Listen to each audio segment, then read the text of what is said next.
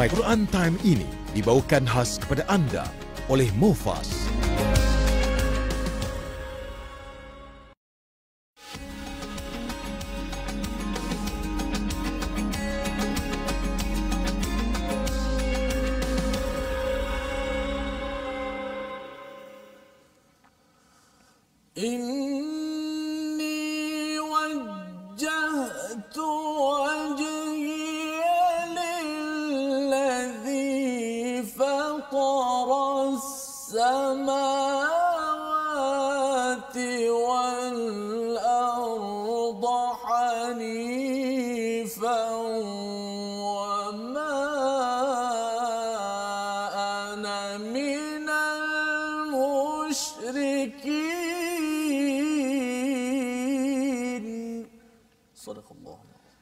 Assalamualaikum warahmatullahi wabarakatuh. Alhamdulillah wassalatu wassalamu ala Rasulillah wa ala alihi wa man walah. Syada la ilaha illallah, syada Muhammadan abduhu wa rasuluh. Allahumma salli ala sayidina Muhammadin wa ala alihi wa sahbihi ajma'in.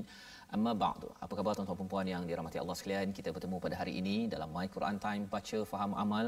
Pada hari ini kita ingin mengulang kaji kepada pelajaran kita selama 5 hari daripada hari Isnin hingga hari Jumaat, daripada halaman 135 hingga 139 yang pastinya kita banyak pencerahan, kita berkenalan dengan ala-illah ataupun ayatillah dalam surah Al-An'am sebagai satu surah Makkiyah, membina keimanan kita, memahami tentang bagaimana ketauhidan pada Allah ini amat penting dalam kehidupan kita seharian.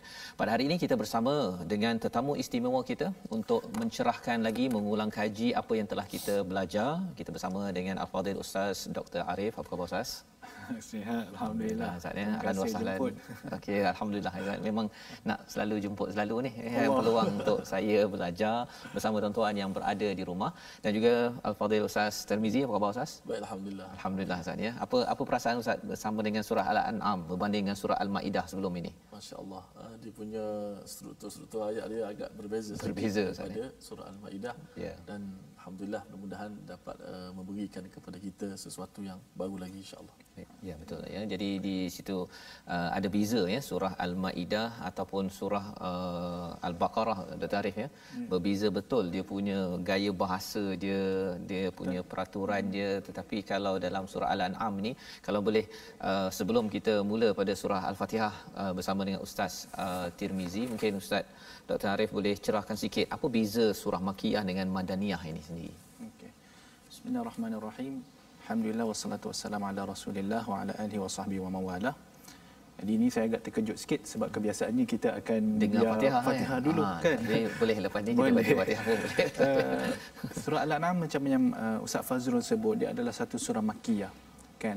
Manakala surah Al-Maidah adalah surah Madaniyah. Jadi dia ada beberapa perbezaan yang para ulama telah sebutkan. Kalau sesiapa yang mengkaji ulum Al-Quran, ada disebutkan tentang perkara-perkara ni. Antara perkara yang agak obvious, yang agak jelas adalah di mana surah Al-Makkiyah ni dia akan mengkhusus kepada banyak ilmu-ilmu ketauhidan. Ilmu-ilmu akidah. Adapun surah Al-Madaniyah, surah Madaniyah ni antara dia punya kriteria dia adalah dia akan banyak membincangkan tentang hukum hakam. Dan dia agak sesuai dengan konteks di mana surah tu diturunkan. Kerana surah Makkiyah diturunkan di Mekah, di mana ataupun sebelum hijrah, di mana waktu itu orang Arab ni dia sedang menentang Nabi SAW. Jadi kalaulah sampai kepada dia apa-apa jenis hukum hakam, dia tak nak. Memang tak nak lah. Jadi yang penting ya, jadi sebab itu ditekankan tentang ketuhanan, ketauhidan. Dan kebiasaannya surah Makkiyah ni kalau kita tengok daripada panjang pendek dia pun kan, kadang-kadang surah Makkiyah ni ada banyak daripada surah Makkiyah dipendek. Sebab apa? Sebab dia punya, supaya dia bila dia pendek, dia punya seolah-olah dia satu ketukan. Idza syamsu kuwirat wa idza nujumu munkadat. Dia satu ketukan. Jadi kalau katakan surah Al-Fatihah ni surah Makkiyah. Ya. Ya, jadi maksudnya dia banyak menekankan keimanan, ketauhidan. Ya, betul. Jadi itulah perkara yang kita selalu ulang-ulang pada setiap hari. Kita belum baca lagi ya. Untuk kita menguatkan keimanan kita pada permulaan program kita My Quran Time pada hari ini, ulang kaji. Jom kita dengar, kita baca bersama Al-Fatihah bersama Ustaz Tirmizi. A'udzu billahi minasy syaithanir rajim. بسم الله الرحمن الرحيم الحمد لله رب العالمين الرحمن الرحيم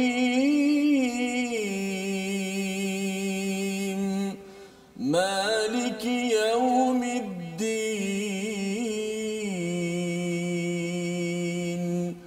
إياك نعبد وإياك نستعين اهدنا الصراط المستقيم صراط الذين أنعمت عليهم غير المغضوب عليهم ولا الضالين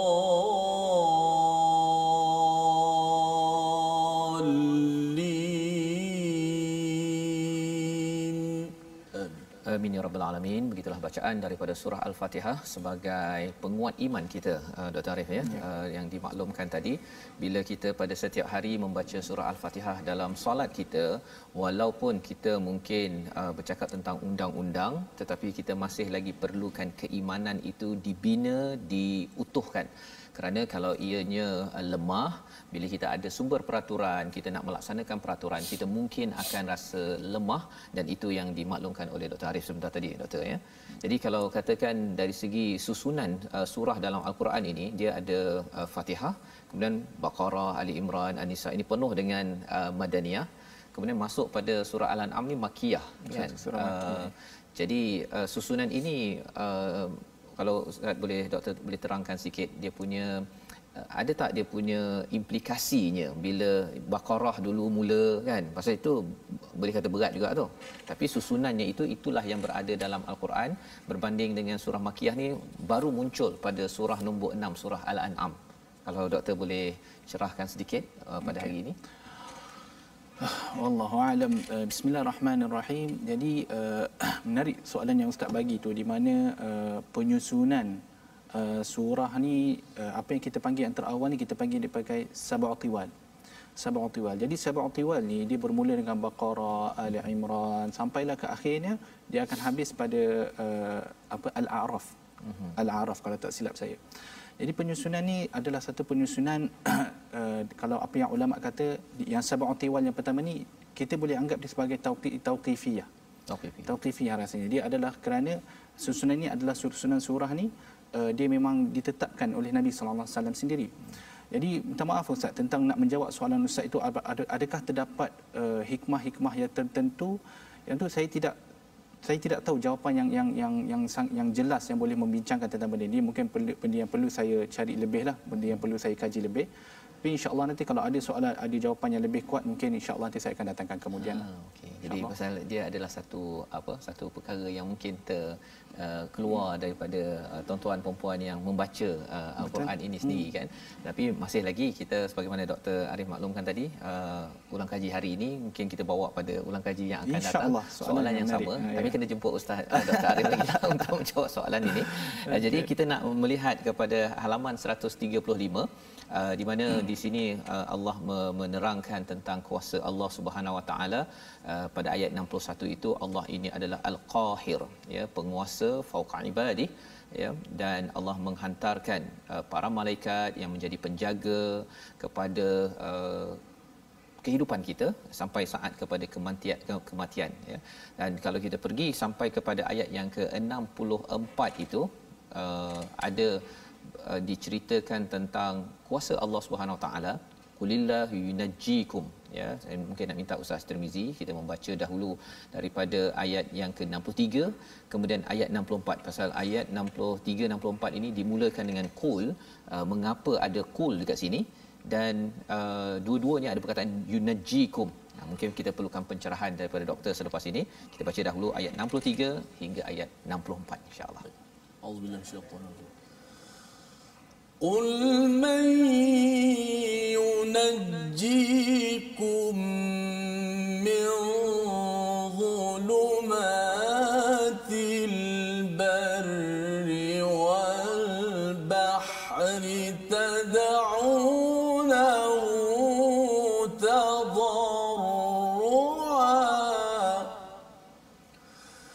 تدعونه تضرعا وخفية لئن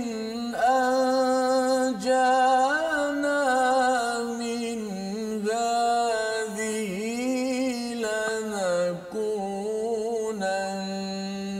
من الشاكرين.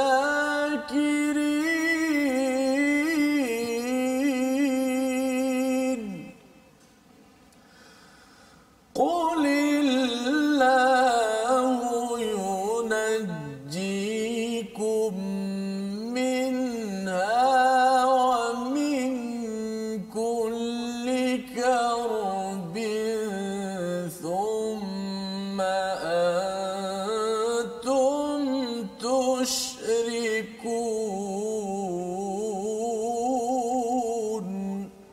صدق الله العظيم. Surah Al-Nazim ayat 63, katakanlah wahai Muhammad, siapakah yang dapat menyelamatkan daripada bencana di darat dan di laut ketika kamu berdoa kepadanya dengan rendah hati, dengan suara yang lembut, dengan mengatakan sekiranya dia menyelamatkan kami daripada bencana ini, sudah tentu kami menjadi orang-orang yang bersyukur. Pada ayat 64, katakanlah wahai Muhammad, Allah yang menyelamatkan kamu daripada bencana itu dan daripada segala kesusahan, namun kemudian kamu kembali mempersekutukannya. Jadi ini dalam ayat 63-64 ini tentang kuasa Allah SWT, Doktor, ya. Ada perkataan yunajikum, dan di hujung ayat 63 itu ada asyakirin, dan ayat 64 itu ada perkataan tusyrikun. Jadi kalau Doktor boleh cerahkan tentang ayat ini, apa kaitannya zaman kita sekarang, dan juga ada perkataan yang menarik dekat situ, ada perkataan karbin, kan. Perkataan itu jarang jumpa dalam Al-Quran. Apa maksudnya selain daripada ada istilah ibtila dalam Quran, ada mihnah ataupun perkataan fitnah, ya, untuk kita memahami antara ujian di peringkat hamba dan bagaimana kekuasaan Allah ini sendiri. Sila, Doktor. Okey. Bismillah, alhamdulillah wassalatu wassalamu ala Rasulillah wa ala alihi wa sahbihi wa mawalah. Menarik ayat ini Ustaz, yang Ustaz pilih untuk ditanyakan soalan kerana dia agak berkait dengan apa yang kita sedang lalui sekarang, ya.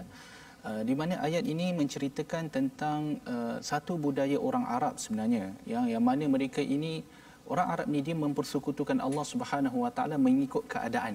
Ikut keadaan. Keadaan dia senang, dia sekutukan Allah Subhanahu Wa Taala.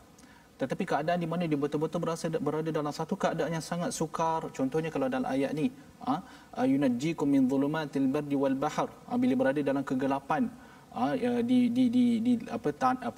darat ataupun di laut, maka dia akan berdoa kepada Allah Subhanahu Wa Taala, kan. Begitu juga orang Arab pada zaman dulu, kalau dia berada dalam laut yang sedang bergelora, mereka akan berdoa kepada Allah Subhanahu Wa Taala, kan. Kerana apa?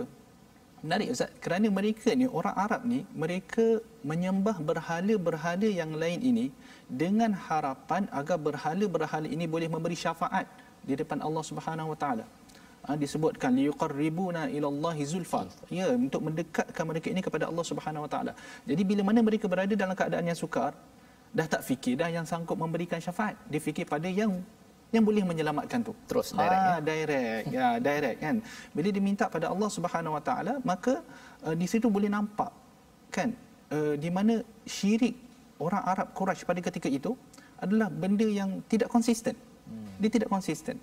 Berbeza dengan orang Islam yang kita sangat konsisten. Baik kita dalam keadaan senang ke atau kita dalam keadaan sukar, hanya satu sahaja yang kita pinta. Ustaz tanya tadi tentang karb. Karb ini merupakan, kalau kita tengok pada penjelasan para ulama, dia merangkumi kegelisahan, dia merangkumi kesedihan yang amat, dia merangkumi kesusahan, al-masyaqqah, dia segala benda yang memberatkan, yang rasa berat pada manusia, kan. Jadi ayat ini mengatakan bahawa hanya Allah Subhanahu Wa Taala sahaja yang mampu untuk menyelamatkan seseorang itu daripada segala jenis kegelisahan, segala jenis kesusahan, segala jenis kegusaran, apa sahaja. Hanya Allah Subhanahu Wa Taala yang mampu menyelamatkan seseorang. Berbalik pada yang saya sebutkan tadi, kena pada keadaan kita pada masa ini, zaman ini, ya. Di mana kita ni sedang ditimpa dengan COVID-19. Ya, betul. Dan pada hari ini masih lagi kes dalam 900 ke 1000, kan. Maka dalam keadaan ini perlulah kita tengok ke atas tu. Asy-syakirin yang Ustaz sebut tu. Asy-syakirin. Kan? Maka kita perlulah orang kata meletakkan pergantungan kita pada keadaan ini. Sangat-sangat penting. Kita meletakkan pergantungan kita kepada Allah Subhanahu Wa Taala. Tambahan ditambah pula dengan usaha-usaha kita yang lain. Ya. Kan? Jadi perlu kita letakkan pergantungan kita kepada Allah Subhanahu Wa Taala dan kita letak akidah kita bahawa hanya Allah Subhanahu Wa Taala yang mampu untuk nak mengangkat wabak ini. Kan? Jadi kalau dalam keadaan sekarang kita letakkan pergantungan kita kepada Allah Subhanahu Wa Taala, jangan pula lupa nanti bila mana Covid sudah berlalu, jangan pula kita tusyrikun pula. Itu yang perkataan thumma tu ya. Jangan pula bila kita dah senang kemudian dah lupa balik pada Allah Subhanahu Wa Taala. Jangan pula macam tu. Kan? Ada satu ayat nanti insya-Allah nanti Ustaz akan sampai pada ayat itu di dalam surah Al-A'raf. Di mana ada beberapa kaum ni di mana mereka ini diuji Allah Subhanahu Wa Taala dengan satu bencana. Kemudian bencana itu diangkat. Kemudian harta mereka dan keadaan mereka bertambah jauh lebih baik. Kemudian apa yang mereka kata? Mereka kata bencana itu hanyalah satu benda yang normal. Satu benda yang berlalu, memang dia akan berlalu dari masa ke semasa. Jadi dia anggap benda itu sebagai biasa. Bukan sekadar teguran daripada Allah untuk kembali balik itu. Itu akan dibincangkan dalam surah Al-A'raf, Ustaz. InsyaAllah. Jadi itu pencerahan daripada ayat 63-64 ini. Sama ada kita memilih ayat 63 itu asy-syakirin, iaitu sentiasa bila ada kegelapan di darat, di lautan, kita berdoa betul-betul. Minta pada Allah jadi orang bersyukur, bukannya bila dah diselamatkan, bila susah itu lepas dah senang dia jadi tusyrikun pula. Itu perkara yang Allah ingatkan, kerana psikologi itu, pilihan itu biasanya boleh berlaku kepada saya, kepada tuan-tuan yang berada di rumah. Dan ketauhidan dalam surah Al-An'am inilah yang menyebabkan kita jelas psikologi kita berjaga-jaga, khawatir nanti ianya takut terbabas balik, Ustaz ya. Dan kita rasa macam waktu susah kita memang betul-betul berdoa ya, tapi bila dah senang balik semula, katakan dah habis dah PKP dan sebagainya, buka balik pub ya, buka balik kepada pusat-pusat yang penuh dengan dosa keburukan ini, itu perkara yang kita kena faham betul-betul agar semua pihak jangan mensyirikkan pada peraturan yang Allah telah tetapkan. Jadi ini pelajaran daripada halaman 135 yang kita nak pergi kepada halaman 136. Mari sama-sama kita lihat satu ayat, iaitu ayat 69. Ayat pertama di atas sekali muka surat 136 untuk dibaca oleh Ustaz Tirmizi. Sila Ustaz.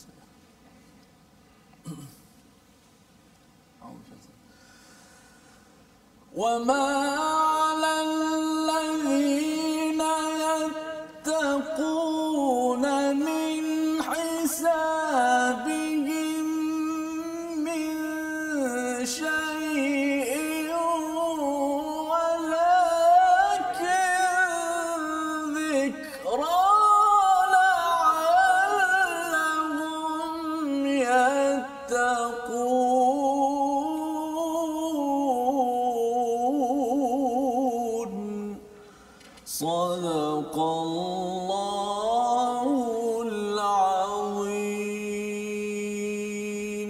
Orang-orang yang bertakwa tidak ada tanggungjawab sedikit pun atas dosa-dosa mereka, orang kafir, tetapi wajib untuk mengingatkan mereka agar bertakwa.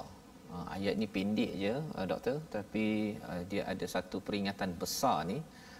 Orang bertakwa, cuba cerita sikit doktor, apa sebenarnya yang berlaku dan kesannya yang kita nak ambil tindakan lah waktu zaman kita tak naklah jadi macam tadi tu kan, bila cakap bila dah diselamatkan thumma lahum yusyrikun ya, kita tak nak jadi perkara tersebut, thumma antum tusyrikun. Jadi silakan doktor. Ayat ini kalau kita lihat pada ayat sebelum dia, iaitu ayat yang ke-68, menceritakan tentang mengingatkan umat Islam agar jangan kita duduk di dalam satu majlis yang mana dipermainkan ayat Allah Subhanahu Wa Taala. Dan ayat ini sama seperti satu ayat di dalam surah An-Nisa, kalau Ustaz masih ingat dulu. Betul. Kebetulan itu sesi saya juga. Jadi ayat ini sangat berkait kan. Jadi kemudian Allah Subhanahu Wa Taala kata kadang-kadang kita ni ialah kita cuba untuk mengelakkan diri kita daripada berada dalam keadaan yang itu, yang sebegitu, keadaan yang penuh dengan maksiat, keadaan di mana ayat-ayat Allah Subhanahu Wa Taala dipermainkan. Dan Allah Subhanahu Wa Taala kata kadang-kadang kita terlupa. kan, wa imma yunsiyannaka syaitan, kadang-kadang kita terlupa, fala taq'ud ba'da dzikra, maka kalau dah teringat jangan duduk baliklah dalam majlis-majlis begitu. Okey, kemudian dibincangkan ayat yang ke-69, kan, Allah Subhanahu Wa Taala menyebut orang-orang yang bertakwa, jadi mereka bila mereka dah bangun, mereka meninggalkan majlis-majlis tersebut, kan, mereka tidak akan dikira bertanggungjawab atas apa yang terjadi dalam majlis itu, kan, mereka tidak Allah Subhanahu Wa Taala tidak akan samakan mereka dengan orang-orang yang duduk dalam tu. Contoh, orang yang duduk di dalam satu majlis yang penuh dengan minum arak apa semua, kan, jadi orang itu bangun tidak duduk dalam majlis itu, jadi dia tidak dikira berdosa. Kalau dia duduk, terus duduk bersama-sama dengan mereka, sama juga layan sama-sama, kan, innakum idzam mithluhum, kalau Ustaz ingat lagi dulu di dalam surah An-Nisa, jadi sama sahaja. Jadi ayat ini pula menyebut kalau dia bangun, dia tinggalkan benda macam tu, maka dia tidak dikira berdosa. Itu yang pertama. Kemudian yang kedua, walakin zikra, adakah ditinggalkan macam tu sahaja? Tidak. Tetapi ditinggalkan, maka dia perlu juga memberi peringatan. Maka ini dalam ini kita bincangkan tentang al-amru bil ma'ruf wan nahyu 'anil munkar. Kan?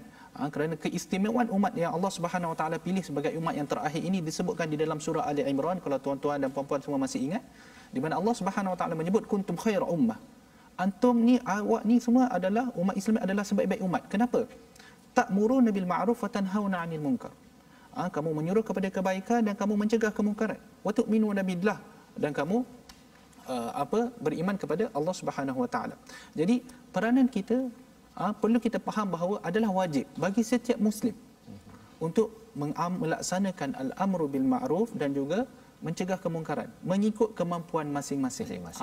Mengikut kemampuan masing-masing. Itu yang Nabi SAW pernah sebut dulu, Ustaz, kan, kalau man ra'a minkum munkaran falyughayyirhu bi yadihi fa illam yastati' fa bi lisanihi fa illam yastati' fa bi qalbihi. Kan, kalau ada sesiapa di kalangan kita yang nampak satu-satu benda yang mungkar, maka hendaklah dia mengingkar kemungkaran itu, kalau dia mampu dengan tangannya, kalau tidak mampu dengan lidahnya, kalau tidak mampu dengan hatinya. Yang penting kena buat ya. Maksudnya zikra itu paling rendah sekali daripada hati ya, memberi peringatan tu maksudnya kita tak suka, agar dia jangan jadi sampai kita pun mithluhum, kan, sama sekali dengan mereka. Pasal itu cara normalize bagaimana seseorang itu daripada orang baik tetapi akhirnya jadi bekas orang baik.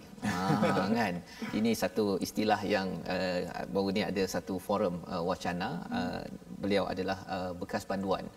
Dia kata lebih bagus kita mungkin buat silap, tapi kita bekas orang buat silap. Jangan sampai kita ni buat baik tetapi lambat laun jadi bekas orang buat baik.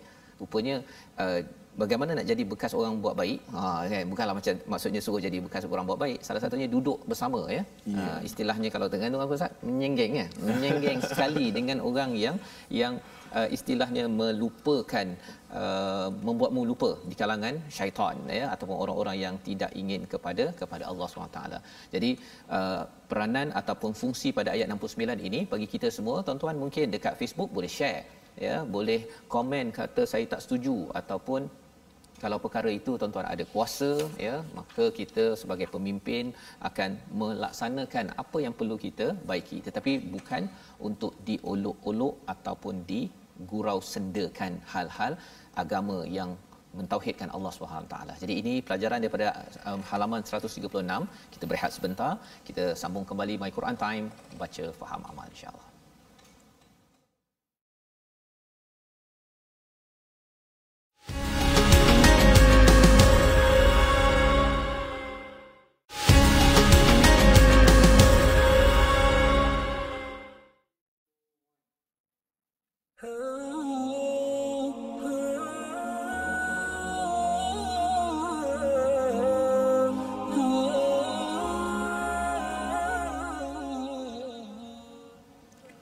Alhamdulillah, terima kasih kepada semua penonton-penonton, sahabat-sahabat yang sentiasa istiqamah dengan My Quran Time, baca faham amal. Alhamdulillah kita dengar pencerahan daripada Dr. Muhammad Arif tadi dan juga Ustaz Fazrul. Kerana kita ni adalah satu umat yang terbaik, khaira ummah, kerana kita sentiasa menyuruh kepada kebaikan dan kita menentang kepada kemungkaran, dan kita menjadi hamba Allah yang sentiasa beriman kepada Allah Subhanahu Wa Taala. Alhamdulillah. Ustaz Faz ya, bagaimana kupasan daripada Dr. Arif tadi. Kalau kita nak minta sikitlah Dr. Arif boleh baca sikit Quran kerana untuk penonton penonton Dr. Ma'arif Musa ni ketika zaman sekolah-sekolah di Mak Tafiz dulu pernah mewakili negeri Selangor ke peringkat kebangsaan dan pernah juga mewakili Malaysia sebenarnya ke antarabangsa peringkat antarabangsa di Mekah ketika bersama dengan abang saya, bukan saya lah, bersama dengan abang saya bersamakan bacaan Al-Quran secara hafazan. Jadi kalau dapat biasanya pentadabur ulang kaji ni dia tak baca, tapi hari ini special sikit Ustaz ya, pasal baca dan terus tadabbur. Okey. Jadi kalau nak baca, kita minta Ustaz baca, doktor baca ayat 74 doktor ya. Pasal ini dibawakan kisah Nabi Ibrahim. Kisah Nabi Ibrahim biasanya kita tahu ada surah Ibrahim. Tetapi kali ini dalam surah Al-An'am ada, dalam surah Saffat ada surah kisah Nabi Ibrahim. Jadi ada cerita menarik dalam surah ini. Ayatnya kita baca ayat 74 dan lepas tu siap tadabbur sekali. Ya, pasal itu harapan kita Ustaz ya. Harapan kita kalau boleh pelajar tahfiz selepas ini dia baca, dia tadabbur terus. Biar hafal dengan tadabbur sekali. Saya rasa diperangkap rasanya. Okey. Silakan. Bolehlah. Dua ayat 74 tu 5 insya-Allah. Okey. Tapi bacaan saya bacaan biasa je lah Ustaz, tak apa ya. Insya-Allah. أعوذ بالله من الشيطان الرجيم بسم الله الرحمن الرحيم وإذ قال إبراهيم لأبيه آزر أتتخذ أصناما آلهة إني أراك وقومك في ضلال مبين وكذلك نري إبراهيم ملكوت السماوات والأرض وليكون من الموقنين. Surah Al-Azim. Jadi terima kasih diucapkan pada Dr. Arif. Maksudnya ialah, dan ingatlah ketika Ibrahim berkata kepada ayahnya Azar, patutkah engkau menjadikan berhala-berhala itu sebagai Tuhan? Sesungguhnya aku melihat engkau dan kaummu dalam kesesatan yang nyata. Pada ayat yang ke-75, dan demikianlah kami memperlihatkan kepada Ibrahim kekuasaan kami yang terdapat di langit dan di bumi, dan agar dia termasuk orang-orang yang yakin. Jadi apakah dua ataupun beberapa ayat dalam surah Ali Imran ataupun surah Al-An'am muka surat 137 ini ada kisah Nabi Ibrahim. Dalam surah Ibrahim ada kisah Nabi Ibrahim. Dalam surah Saffat ada kisah Nabi Ibrahim. Dalam surah Al-A'la ada suhufi Ibrahim wa Musa. Tetapi dalam surah Al-An'am bila dibawakan kisah ini pasti ada perkara yang menarik ataupun istimewa yang Allah ingin tekankan. Mari kita bersama dengan Ustaz Doktor. Silakan. Terima kasih Ustaz. Soalan yang menarik yang mana membawa kita kepada perbincangan tentang tema surah Al-An'am. Jadi kalau tuan-tuan yang memerhatikan surah Al-An'am ini, cuba lihat kepada susunan ayat dia, susunan idea dia, kan? Kita boleh nampak macam yang Ustaz sebutkan bahawa Al-An'am sebenarnya sedang mengajar kita bagaimana, apakah hujah-hujah untuk akidah yang sahih, dan juga bagaimana untuk membatalkan hujah-hujah untuk akidah yang batil, kan? Sebab itu kita boleh lihat daripada awal surah Al-An'am menceritakan tentang tauhid. Ustaz sebut tadi, soalan yang Ustaz sebutkan tadi tentang apa tadi, qul may yunajjikum, di mana konsisten tauhid itu disebutkan, perlu dia ada, dan juga satu amalan yang agak mengarut di mana orang musyrikin pada ketika itu sekejap tauhid sekejap syirik. Itu pun satu hujah, kan? Kalau betul-betul nak syirik, konsisten dengan syirik jelah. Kan? Kenapa nak sekali-sekala nak tauhid, sekali-sekala nak ke sini pula, kan? Jadi itu dah menunjukkan satu kelemahan pada akidah yang batil. Jadi bila mana kita bincangkan tentang hujah-hujah begini, maka Allah Subhanahu Wa Taala membawa pula kepada kita surah Ibrahim, kan? Bila telah disenaraikan hujah-hujah, Allah Subhanahu Wa Taala tunjuk macam mana para anbiya membawa hujah-hujah ini berdepan dengan kaum dia, kan? Jadi bila Nabi SAW sendiri bila dia membaca, sebab surah Al-An'am ni Ustaz dia turun sekaligus. Dia bukan sikit-sikit, dia turun sekali arung, kan? Jadi Nabi SAW boleh nampak hujah-hujah dia, macam mana pembawakan hujah-hujah itu, kan? Jadi boleh nampak bagaimana Nabi Ibrahim AS membawa hujah-hujah yang kalau kita kata ini adalah hujah-hujah akal, Ini adalah hujah-hujah akal. Kita lihat daripada ayat 74 sampailah ayat yang ke-83. Kebanyakannya ini adalah semuanya adalah hujah-hujah akal. Di mana bila mana dia berhujah dengan kaum dia mula terfikir. Kan? Dan kenapa Nabi Ibrahim? Kenapa banyak disebut tentang Nabi Ibrahim? Nabi Ibrahim adalah satu nabi yang istimewa. Huwa sammakumul muslimin. Kan disebutkan di dalam surah kalau tak silap saya Al-Anbiya. Kan? Jadi Nabi Ibrahim ini dia ada satu maqam yang istimewa di kalangan orang Arab pada ketika itu. Pada di Mekah. Maksudnya mereka memandang mulia kepada Nabi Ibrahim. Mereka memandang mulia kepada Nabi Ibrahim alaihissalam. Bahkan kalau kita tahu orang Yahudi dengan Nasrani pun dia claim Nabi Ibrahim tu dia punya juga. Jadi ini Nabi ni Nabi rebutan lah orang kata. Nabi dia yang hot selebriti juga lah ni. Ya betul. Kalau zaman sekarang ni dah berjuta-juta follower ya. Ya betul.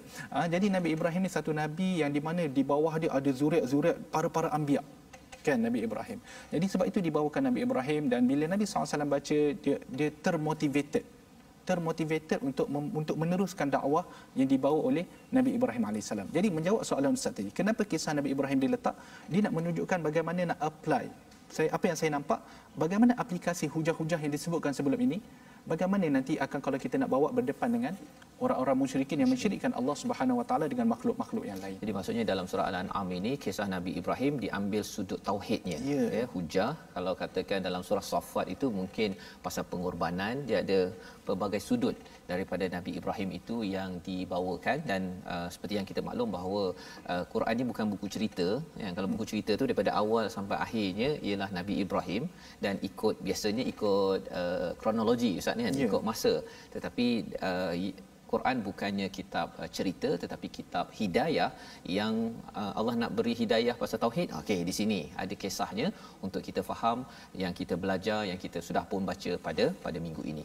Jadi kita teruskan pada halaman yang ke-138 ya. 138 itu ada ayat yang kontroversi. Kontroversi ini pasal apa? Pasal di peringkat sahabat mereka melihat ayat ini memang mengerikan kerana ayat ini berkaitan dengan zulm ya, tentang dosa, tentang kezaliman. Tapi kita nak faham dulu, kita baca dahulu ayat 82 ini bersama dengan Ustaz Tirmizi. Silakan Ustaz. Ayat 82 Ustaz? Ya. Okey, ayat 82 dia ada kaitan rapat juga dengan ayat 81 Tak apa saya baca ayat 82. Insya-Allah nanti akan dicerahkan insya-Allah. الذين آمنوا ولم يلبسوا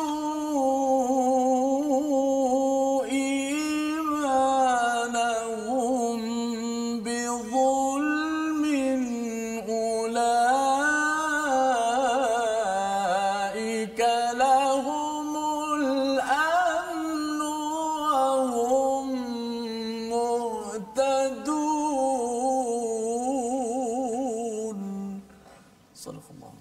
Surah Al-Azim, maksud ayat 82 ini adalah orang-orang yang beriman dan tidak mencampur adukkan iman mereka dengan syirik. Mereka itu adalah orang-orang yang mendapat rasa aman dan mereka mendapat petunjuk. Jadi Allah menekankan tentang apakah sifat orang beriman yang sebenar-benarnya, iaitu walam yalbisu imanahum bizulm, tidak mencampur adukkan dengan kezaliman. Ulaika lahumul amn, mereka mendapat keamanan dan mereka itulah yang sebenar-benarnya mendapat hidayah. Jadi ada sahabat yang bila baca ayat ini doktor ya, dia bimbang juga ni pasal iman ini kalau bercampur dengan zulm. Yang mereka faham zulm ini salah satunya dosa. Kan? Jadi kalau katakan saya lah kan, saya kalau nak dapat keamanan, nak dapat hidayah wahum muhtadun, itu sepatutnya dia tak bercampur dengan dosa. Tetapi itukah kefahamannya ataupun bagaimana? Kita bersama dengan Ustaz. Okey. Terima kasih Ustaz Fazrul. Berkenaan dengan ayat yang ke-82 di mana Allah Subhanahu wa taala berfirman alladzina amanu wa lam yalbisu imanahum bizulm. Itu orang golongan yang beriman, yang telah beriman dan mereka tidak mencampurkan keimanan mereka itu dengan kezaliman. Ayat ini kalau kita pergi kepada ilmu tafsir, ayat ini ada apa yang kita panggil sebagai tafsir nabawi. Tafsir nabawi. Di mana Nabi sallallahu alaihi wasallam dia mentafsirkan sendiri ayat ini. Ya? Jadi bila mana para sahabat mendengar ayat ini, mereka mula-mula memahami kezaliman itu sebagai satu dosa seperti yang Ustaz cakap tadi. Jadi fasyaqqa alaihim, maka mereka merasa macam susah, macam siapa yang orang yang beriman yang tidak melakukan dosa. Jadi mereka rasa benda itu berat. Kan? Jadi Nabi kemudian mereka berkata kepada Nabi SAW, ayyuna lam yadhlim nafsah. Siapa di kalangan kami yang tak pernah menzalimi diri dia? Dalam erti kata, siapa di kalangan kami yang tidak pernah membuat dosa? Maka Nabi SAW berkata bukan begitu tafsiran dia. Tetapi tafsiran dia adalah seperti mana kata-kata Luqman di dalam surah Luqman, inna syirka la zulmun azim. Di mana sebenarnya syirik itu adalah kezaliman yang sangat-sangat besar. Jadi maksudnya zoom di sini maksudnya syirik. Ya, zulm kat sini maksudnya adalah syirik. Jadi pemahaman kita daripada ayat ini bahawa hanya orang yang beriman yang mana keimanan dia tidak bercampur walaupun sedikit dengan syirik. Walaupun sedikit dengan apa sahaja jenis syirik. Maka merekalah orang yang akan memperoleh keamanan dan merekalah orang yang mendapat hidayah. Berbalik pada keadaan kita Ustaz, pada masa ini. Kita ramai di kalangan orang Islam kita adalah orang yang beriman. Betul. Iman dalam erti kata iman ni dia ada banyak iman al-asl, iaitu iman yang asal, dan juga iman fara' lah, kira macam iman yang tinggi, iman yang rendah lah, mudah cerita dia. Kan? Kadang-kadang kita beriman pada Allah Subhanahu Wa Taala sebagai yang Maha Mencipta, sebagai yang perlu disembah, tetapi ada perbuatan-perbuatan kita yang membawa kepada syirik. Itu yang kita bercampur tu. Keimanan dia tu, keimanan asal dia tu bercampur dengan syirik. Contoh, dia pakai tangkal. Kan? Pakai tangkal, dia kata tangkal ini akan menyelamatkan saya daripada COVID. Mana tahu ada tangkal tu, dalam tangkal tu ada bentuk vaksin ke? Mana tahu. Orang sekarang Ustaz, kreatif dia lain macam. Kan? Buat tangkal, bentuk tangkal tu bentuk vaksin. Dia kalau katakan orang yang pakai vaksin kan, dia bergantung sangat pada vaksin, macam mana pula Ustaz? Allah Ustaz. Balik wacana Quran kita Ustaz. Okey. Mengenai vaksin, dia sama saja, bukan saja kita merujuk kepada vaksin tetapi kepada mana-mana sahaja ubat. Semua. Mana sahaja ubat. Bila mana kita ambil ubat tu adalah kerana Allah Subhanahu Wa Taala suruh kita memang berubat. Kan? Dan Allah Subhanahu Wa Taala memang menjadikan ubat itu pada benda-benda yang kita jumpa sekarang. Contoh, memang Allah Subhanahu Wa Taala jadikan Panadol itu sebagai ubat untuk apa yang kita rasa di dalam badan, daripada demam atau pening. Kan? Tetapi macam mana pun tetap pergantungan kita kepada Allah Subhanahu Wa Taala. Ya, apa beza kalau orang yang berubat dia bergantung kepada ubat dengan berubat bergantung pada Allah? Dia bezanya tu dekat mana Ustaz? Beza dia pada kepercayaan, pada iman dia sendirilah. Kan? Bukan Ustaz tak boleh nak kata kita kata orang yang mengambil ubat dia tidak beriman. Tidak, bukan begitu. Betul. Bahkan orang yang mengambil ubat itulah orang yang beriman. Kerana orang itu mengikut Nabi sallallahu alaihi wasallam, saranan Nabi sallallahu alaihi wasallam yang suruh kita berubat. Dan Allah SWT tidak menurunkan satu penyakit melainkan dia menurunkan ubat. Jadi Allah SWT suruh carilah ubat. Berubat, kita kena berubat. Bahkan Nabi SAW sendiri kadang-kadang dia mengubat orang lain. Kan? Kadang dia memakai ruqyah, kan? Jadi ada macam-macam jenis ubat. Jadi kita katakan orang yang beriman adalah orang yang mengambil ubat tapi dalam masa yang sama dia berdoa kepada Allah Subhanahu Wa Taala. Jangan boleh dia ambil ubat, aku dah ambil ubat. Kan? Pandai baik ah. Confident sangat. Dia pasal ada dua ekstrim kan. Dia sama ada satu ekstrim di mana dia kata dia bergantung pada Allah, dia tidak mau berubat. Kan? Dia kata kalau ubat-ubat ni boleh menyebabkan saya syirik. Itu satu ekstrim kan. Satu lagi ekstrim ialah yang dia mungkin berubat tapi dia tidak, dia bergantunglah 100% pada ubat, dia tidak mahu berdoa, begitu. Betul ya. Sebab tu kita kena wa kadzalika ja'alnakum ummatan wasata. Kena duduk kat tengah-tengah. Kita perlu ada dua-duanya sekali. La ifrat wala tafrid. Jangan melampau sangat dan jangan terlampau kurang. Kan? Janganlah kita meletakkan pergantungan pada Allah SWT tanpa mengambil asbab. Adapun jangan pula kita terlampau berpegang kepada asbab tanpa meletakkan pergantungan kepada Allah Subhanahu Wa Taala. Jadi itulah jalan yang perlu kita berada di atas, itulah jalan wasatiyah. Itulah pelajaran antaranya yang kita dapat daripada halaman 138 ya, di mana kita sebenarnya ingin membersihkan tauhid kita, tetapi ketauhidan itu tidak menyebabkan kita tidak berusaha. Itu yang kita belajar sedikit daripada halaman ini. Dan sudah tentunya nak dapatkan kefahaman yang sahih ini, kita kena selalu merujuk balik kepada panduan kita iaitu Al-Quran, dan ini yang dijelaskan pada halaman 139 pada ayat yang ke-92, ayat yang kita ingin baca amat indah isinya bersama dengan Ustaz Tirmizi. Silakan Ustaz.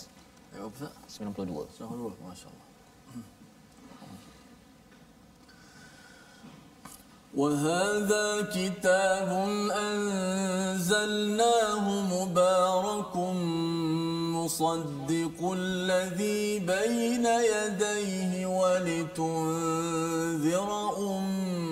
القرى ومن حولها والذين يؤمنون بالآخرة يؤمنون به وهم على صلاتهم يحافظون.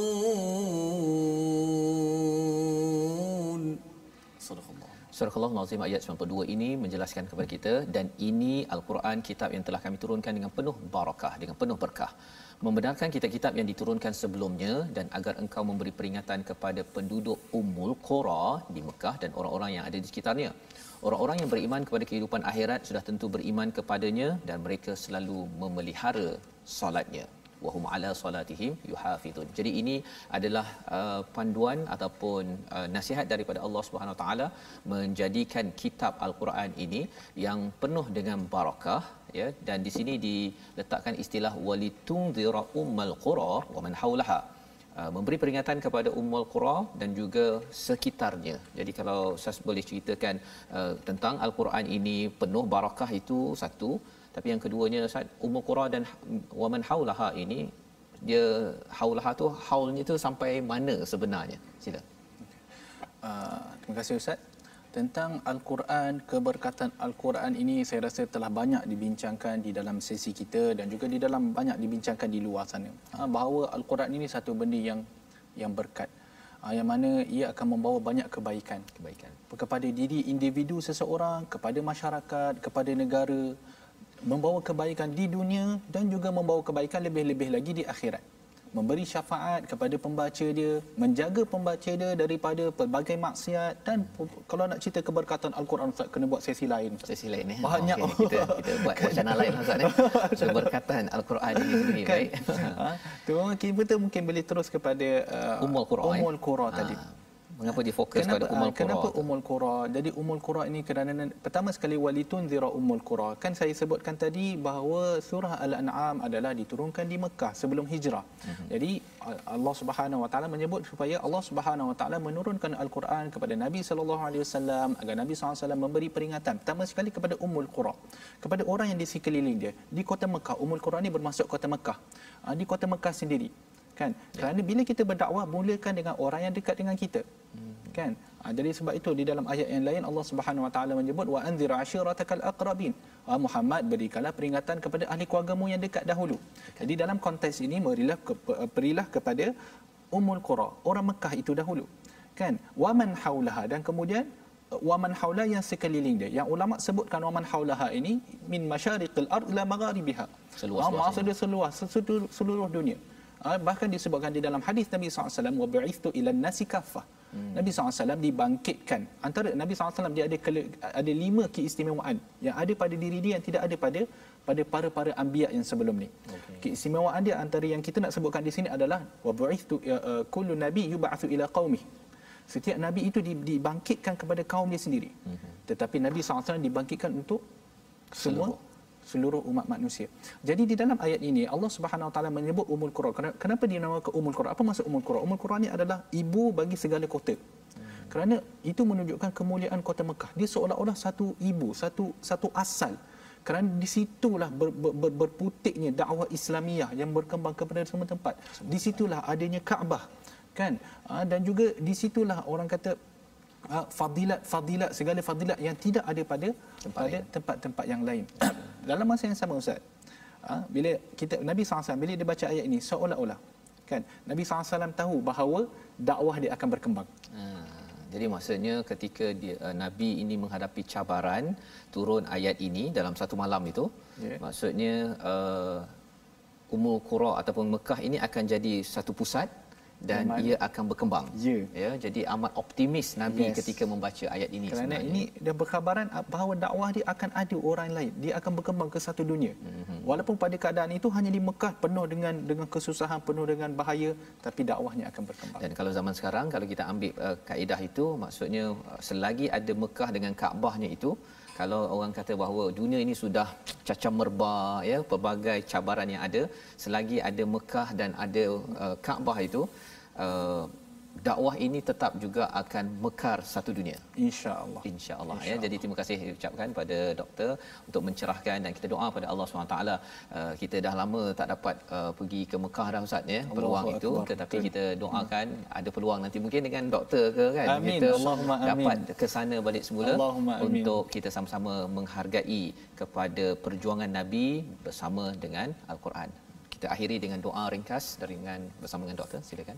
Bismillahirrahmanirrahim. Alhamdulillah alamin, wassalatu wassalamu ala rasulihil amin wa ala alihi washabihi ajma'in. Allahumma arhamna bil Quran waj'alhu lana imama wa nura wa huda wa rahmah.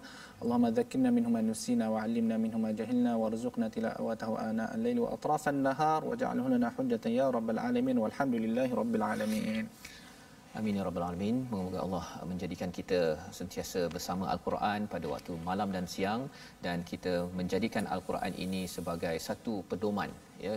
Inilah yang kita ingin gerakkan dalam tabung gerakan Al-Quran, satu platform di mana tuan-tuan boleh bersama dan menyumbang ya dengan nombor yang tertera, di mana ini adalah untuk menghasilkan lebih banyak lagi aktiviti program mencerahkan masyarakat dengan Al-Quran, sehingga kan kita yakin bahawa dunia ini akan berubah apabila Quran ini dicerahkan. Sebagaimana kita baca sebentar tadi pada ayat 92, Nabi dalam kepayahan, keadaan cacam merbak, tetapi bila baca saja ayat 92 surah Al-An'am ini, Nabi bersifat positif, kita juga akan sentiasa positif hingga ke hujung usia kita. Kita bertemu lagi pada jam 5 petang, pada jam 11 malam dan juga 6 pagi. Rancangan ini dibawakan oleh Mufas yang mendoakan tuan-tuan terus kita menjaga tauhid kita sampai bila-bila. Kita bertemu lagi My Quran Time, baca, faham, amal, insya-Allah.